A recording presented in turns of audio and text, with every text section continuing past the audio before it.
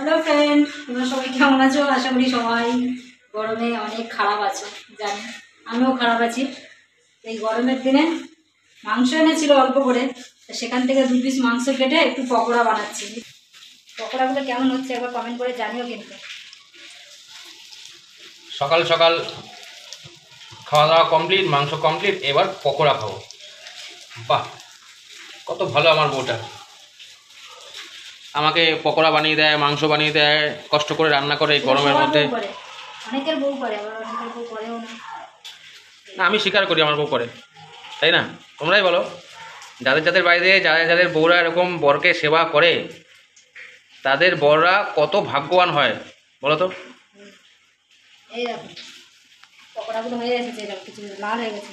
আর একবার দেবো, এটা অনেকটাই হয়েছে। 2 পিস মাংস থেকে কেটে এটা করেছি আমি। আজকে কতটা এনেছে মাংস? 500 500 মাংস থেকে 2 পিস মাংস ছোটো ছোটো করে কেটে